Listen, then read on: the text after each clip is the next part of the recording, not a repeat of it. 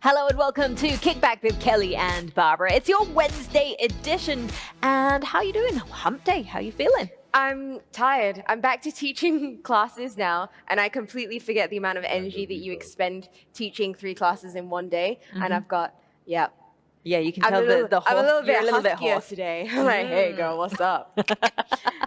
Okay, so for those of you who are going out and about your daily lives, stop it. Okay? Don't. The community cases are on the rise, guys. We need to make sure that what we're doing is keeping them down. Make sure you're wearing your mask. Make sure you're checking in and out of all the different places. Hand sanitize, everything, all Trace the time. together out. Yeah. Just douse yourself in disinfectant. Maybe not. Okay, maybe not. maybe not. Yeah, maybe not. maybe Just not. your hands. Just your hands. Or wash with soap first, because apparently that's the most effective. Apparently so. So the other thing is that I understand that people are very keen on getting out there. If you've been to IKEA, you would have noticed the massive queues because everyone wants to get on with decorating their houses that they've just bought, or maybe they're looking for inspiration for their new places. But what about the people that are looking to buy a new place? That must be pretty tough over the past couple of months because it's not like you can go and view a house or view a place to rent. So we have a little bit of a solution. We're exploring the technology behind what is going to take us to the next level when it comes to real estate here in Singapore and hopefully globally as well, with our first guest who's going to join us, co-founder and head of tech for Finkel, Mr. Wen Hao. Wen Hao, we're going to get you to join us Nice. here on set because we think it's really important. We're going to get you to here, sit over over there. here, I know you like me, over but you're here. going to go and sit I've with been Barbara. challenged to sit here for a bit. Okay, you can come and sit with me for a bit then. Wow, I guess didn't know I was that repulsive. Thanks, Wen Hao. Just like uncooperative guests or guests that know you for too long. So Wen Hao and I go way back. We've known each other since we were about 16, 17 years old. Too long. A little bit too long, yes. But aside from heading up an incredibly amazing creative agency, he has also started dabbling in new sorts of tech, namely virtual reality. And how is he applying that to the real estate agency? I want to know. Come tell us a little bit more about Finkel and what you're doing. Well, the main idea of Finkel is that with technology coming up and actually it becoming more affordable, we're actually moving into the real estate space because it's something that helps people be able to see what they're doing, visit the property, experience it without actually having to build it.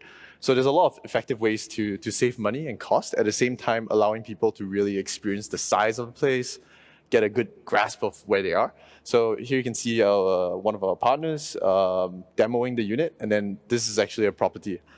That's pretty cool. I mean, I think a lot of people are used to seeing, like, you know, the 3D walkthrough pictures and you double click and it expands. And then, and you it goes double to the click left, and it and it goes to expands. the right, and you look up and you look down. But that's pretty much it. Yeah. Yeah. And it's And weird. there's no sense of space to it, but at least here you're actually 'Cause able everything's to in a wide shot. explore it properly. And like you said, you can actually technically, physically be exploring the amount of space that you have, right? Yep, you can. And if you look at like headsets like these, this is actually done by Oculus, which is by Facebook. Yep. So the thing about technology is that it's hitting that point where the price versus the cost has actually come down to a point whereby it actually works for everyone. So it's something that can be used in a lot of practical reasons. Like a headset like that is now like $400 US. And that puts That's not too this bad. VR thing into your hands. Whereas back then it was maybe a couple of $1,000s. You needed a big machine to get it going. Now it's like this. It's like old computers versus new laptops. Yes, kind of. Ah, there you A little go. bit like that. See? So yeah, and if you look at it, it's so easy to hand it around and be able to experience it. And that's it. There's nothing. You know? Okay. Yeah, it's, But okay. it's turned off. Demo unit. So just curious. So for this, you guys have obviously recently started this. Mm-hmm. Was it something that came about because of COVID, or were you already kind of exploring going into that avenue pre-COVID? I think we were exploring this before COVID because I think fundamentally my experience is in 3D. So before COVID, it was something that we were into. Gaming as well. Like we do a lot of character assets for video games, like, you know, games that you've played out there, like AAA games. And the thing about VR is a little bit like taking architecture knowledge, you know, the video animations that you see, the still images before you buy property. Yeah. So I think if any of you have bought property before, you know that whole walkthrough experience, the looking at the animations, they have all those images. I think VR is the next step in this sales experience. So given that, how have both consumers and developers, I mean, you're going to be dealing with both ends of it. How have they responded to this concept of VR? And again, I think back to that question you were saying, we started before COVID. And I think the pickup rate is a little bit slower here. It's happened in London and the US where it's a little bit more of a mainstay. But I think with COVID, I mean, when situations really put people in positions where they have to figure out new solutions, I think that's when innovation and everything suddenly becomes something that gets looked into a lot more. And I think that innovation is very important, especially in these sorts of times where we can no longer just proceed with work the way that we have in its traditional form. And someone else who has been exploring taking real estate into a digital realm is one of our fellow real estate agents who's going to be joining us very, very shortly. We're going to pop off for a short break, though. When we return here on Kickback with Kelly and Barbara, we continue exploring how real estate can be done digitally with the help of all this newfangled technology. Don't go away. We'll be right back.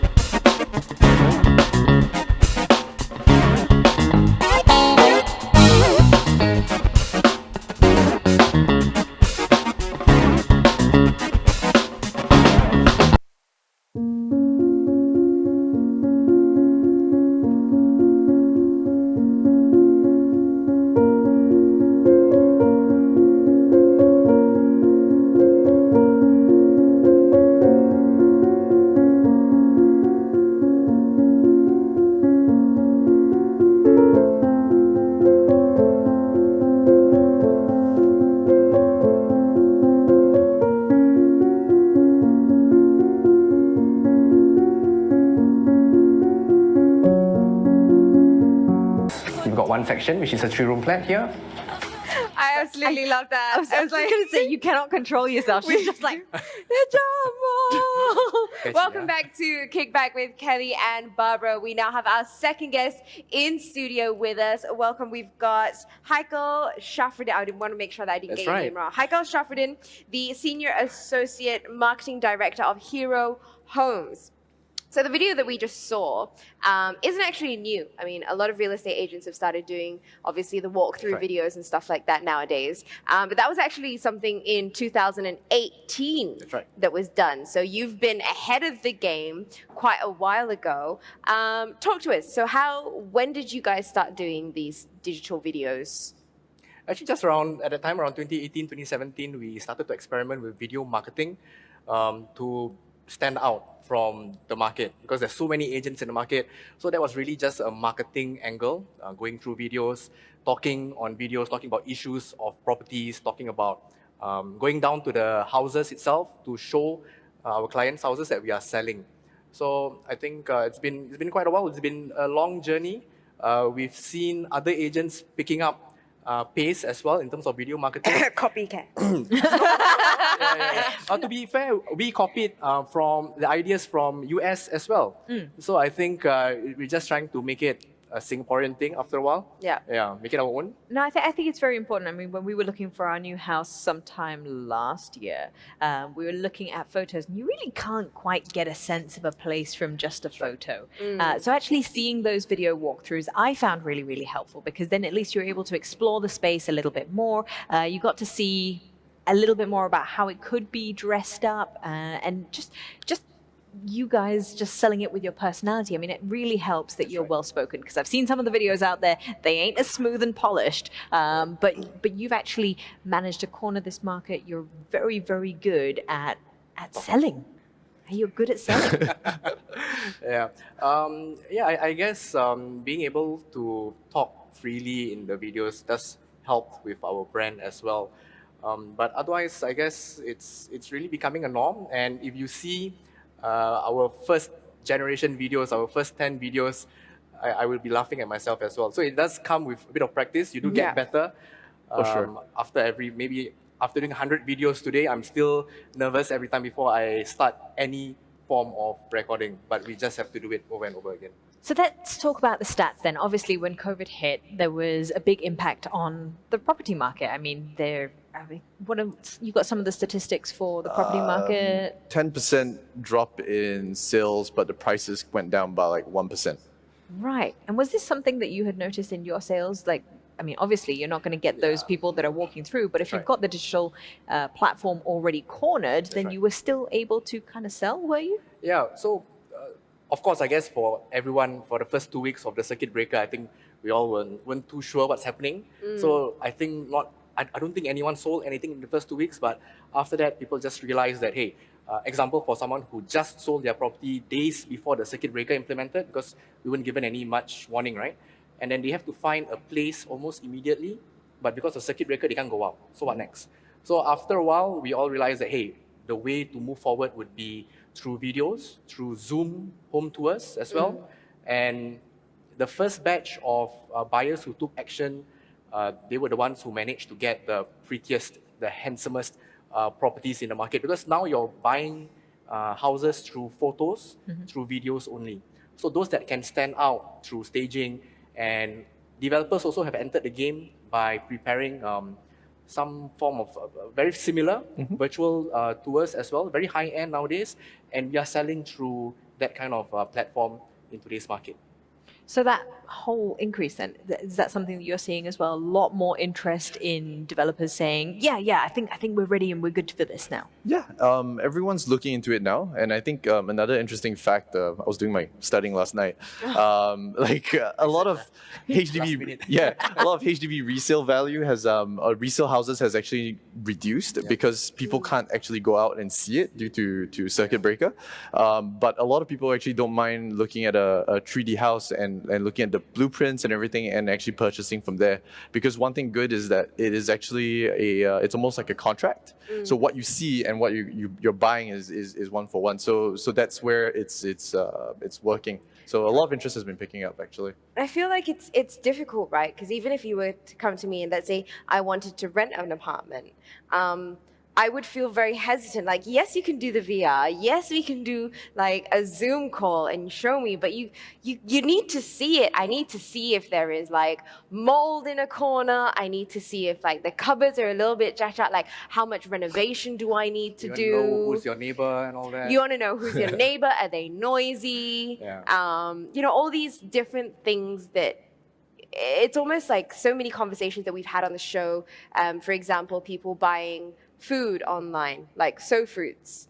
You end up relying on photos, the reputation of the seller. That's right. To know that yes, they're not gonna like scam me, right? They're not gonna sell me short on what I'm getting. But have you found that there has been much pushback from clients from both of you on the whole digital and virtual side of things? Yeah, on my end, definitely. I think after a while, we all got so used to selling houses on Zoom, on videos. So I would invite people to join in our virtual tour open house on Zoom.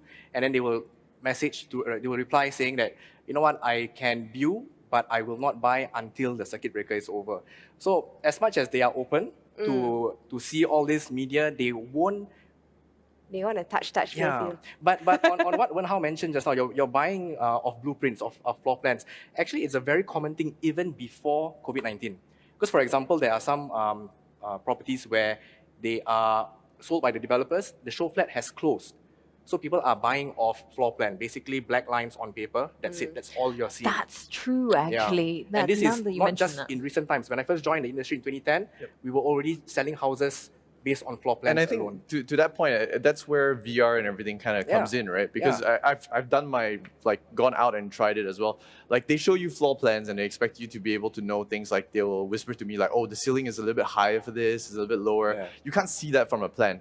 So one of the things that we're looking into at I have Finkel, no concept of space. yeah, it's like you can't visualize it, Well, right? like the annoying thing for me is that even when you go to a showroom, they always modify the 5-room to be a 4-room, and suddenly it looks super spacious. And you're The like, interior oh, design is yes, over- this- And like that there's is no- not a king size bed in there. There is no wall Yeah. to define, yep, that's the end of your apartment. It's just like a dotted line on the floor. Yeah. So you still don't really get that concept of space. Whereas if you do have that virtual reality aspect of it, it's sort of you are physically walking around and you will see, okay, there is a wall there and I cannot go past that. But you don't actually hit it Yeah. without the pain. Yeah. And I was just talking to Wen Hao about this actually, because some developers really do go all out to bells and whistles for the show flat. But what he can do, his technology can do, I believe, would be do 2 variants. One where you are selling the house properly with all the interior design.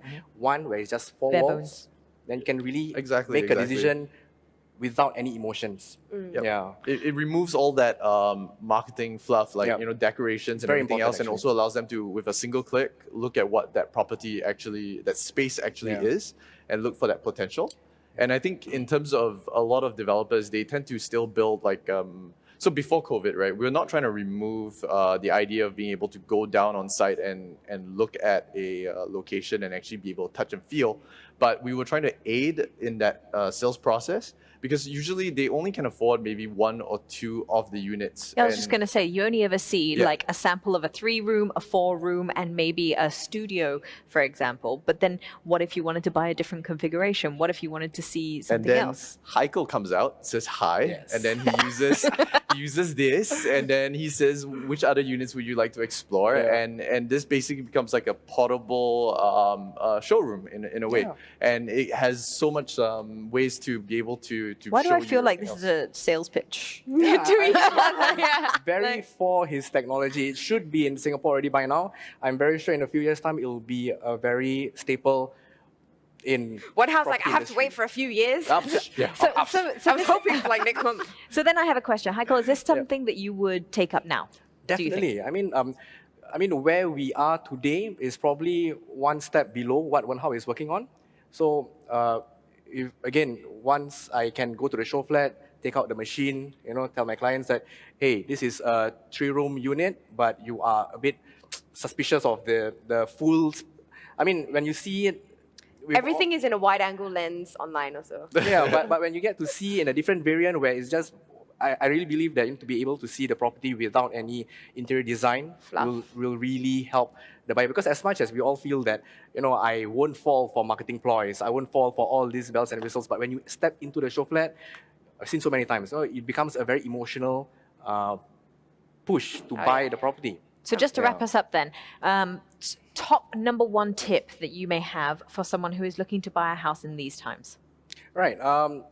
Don't wait, because really, I mean, we won't know what's going to happen in the next few weeks or months.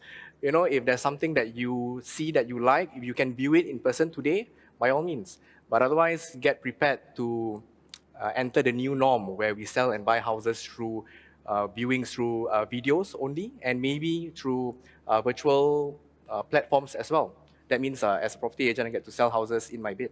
Don't have to step out of the house. I think Wen Hao's on board with that. Yeah. Actually, we were talking about the sales reps actually going to people's houses and then actually demoing it there. So they actually feel a little bit more comfortable, a little bit more relaxed. And then you guys can have that one-to-one instead of that sales the whole atmosphere. Yeah. And they get to build better ideas or decisions based around that. Yeah. Well, gents, thank you very much for sharing. I think definitely the future is, it's completely changed from what it was, even if we were talking about 6 months ago. So Heikal, thank you very much for sharing. Wen Hao, thank you for sharing as well. Don't go away. When we come back from our break, Barbara and I are going to be bringing through a nice sweaty session for a quick circuit that you can do from the comfort of your own home. Don't go away. This is Kickback with Kelly and Barbara.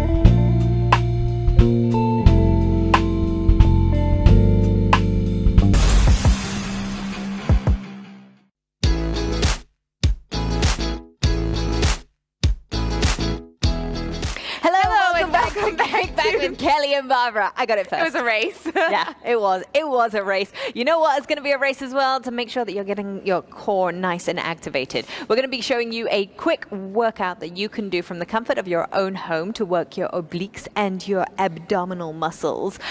We are going to be doing four exercises in total. You'll be able to repeat these for 3 times total to give you a 15-minute workout. 5 sets. I would say go for 5 sets. Like, if you're going to put in the work, just do it all the way. Exactly. So there you go. Wow. 5 times through. We'll see if I'm you're... not doing it. I was going to say, we'll see if you're good to do 5 times through later on. Okay, so the first thing that we're going to be doing is a push-up with rotation. Let's get down to it. And you can do this one on your knees or up high. Let's go. Down. Push up. Rotate. Okay, Barbara, you've actually got to go down, up, and rotate. Is it? Oh, okay. And just, yeah, I go on my knees for the push-up. I've got a bad shoulder. I've been saying this literally since the start of Circuit Breaker. We got another 15 seconds to go. Down, up, and rotate. Rotate. So graceful when I do rotation. 2 reps maybe. 5 more seconds, last rep. Push up And just doing it really and slowly. rotate. Very nice. And Okay. take a quick rest. The next thing we're going to be doing is working on your obliques. So if you go on your knees, extend one leg out to the side. Okay. Hands up overhead. And then what we're going to do is just lean out to the side, okay? Not yet. It's okay. Don't worry. We've got 5 more seconds you're before we need to. demonstrating. I was demonstrating. There we go. I feel the burn already. Okay. Hands up. Let's go. Tilt down and feel yourself crunching up in those upper obliques. Okay, yeah, it worked. When I said I was okay doing core, I realized it's my obliques that I worked yesterday. So up, and really you can use your hands and just feel your oblique to make sure that you're crunching it as you extend. Shorten that muscle. Then you want to, when you're going down, feel it lengthening and then contracting. You've got such a nice zen voice when you go through these exercises. If you want, you can also put your hands by your ears. That will reduce and sort of bring the center of gravity a little bit closer to you, which will make it a little bit easier. But for this purpose, let's go all the way and rest. Okay. You notice how I didn't talk at all through that whole thing. So we're going to switch over to the other side. So extend your other leg out. And same thing, when you go down, you want to make sure that you're extending and really lengthening that oblique on your side area just over here. Are you ready? Feel like I could be a Arms graceful up, ballerina. and let's go. Think about it, Barbara. Think There you go. about Extend and up. And Extend and up. 1, 2, Extend and up. Feel that and down. contraction just in your And obliques. And down. And squeeze. And See, you can do it. and squeeze. I feel like the right side is a little bit easier. You've always got one stronger side. Which would be, oh yeah, okay. You're doing You the get what I mirror. mean? So when you're going and extending, what you want to make sure is that also your ankles, your knees, your hips, your ribs, as Like, you well don't as wanna be your shoulders, collapsing over. everything is in one straight line when you're going down and extending out. You don't want to be rounding. You don't want to be bent over in any weird way. Extend straight and rest. Okay. Okay, so we've got one final exercise. Are you ready? I mean, I don't have a choice, so. No, you Yes. don't. It's a Russian twist. It's a nice Oh, one okay. just to work those can do this obliques, one. get a bit more of a stretch. But this time round, when you're doing this Russian twist, I don't want you to just touch, touch, touch, touch, touch. I want you to think of extending your hand out. So legs off the ground and let's go. Extend, extend, and really reach across. And reach. And suck in those abdominals. And send your chest up so that your back is nice and straight. You don't want to be caving in like that. You want a nice straight back as you're going up and extending out. Okay. If you're struggling at home, you can always put your legs back down. That is completely okay. But up, How much more keep have we going. got? We've got another 5 seconds. Okay. 4, I can deal with that. 3, 2, 1, and we are done. Oh, the hips just went. The hip crack. Alrighty, that's all we've got for today's Kickback with Kelly and Barbara. Don't forget, Friday is polling day. Yes. Whatever it is you are doing, make sure you have your allocated time. Everyone has been allocated a 2-hour window at your polling station to go and place your votes. Every single vote matters, so whoever you're voting for, vote wisely. Make sure, because your vote counts. That's right, so we're putting Kickback on pause for Friday, but not to worry, we'll be back again next Monday, Wednesday, and Friday, as always, 8 p.m. on Get Active TV. This has been Kickback with Kelly and Barbara. Thank you so much for joining us. Have a great week ahead.